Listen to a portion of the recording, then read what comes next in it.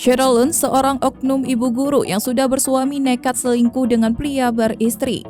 Oknum ibu guru itu terjaring razia di hotel saat selingkuh bersama pria idaman lain. Keduanya mengaku sempat berbuat hal yang tidak senonoh di hotel. Oknum guru di Banyuasin ketahuan selingkuh bersama pria idaman lain di dalam hotel saat terjaring razia petugas Samapta Tipirang Polda Sumsel.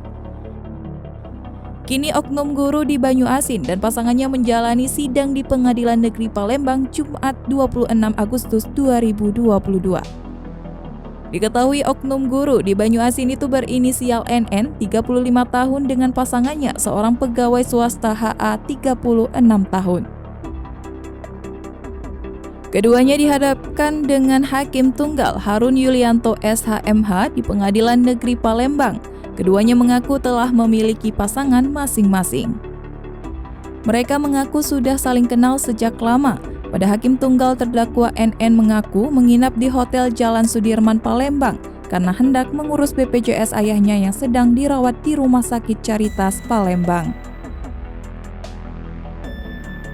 Terdakwa HA mengaku awalnya hanya ingin mengantarkan sate padang kepada NN. Namun saat ditanya hakim lebih dalam, akhirnya HA mengaku sempat berbuat hal yang tidak senonoh.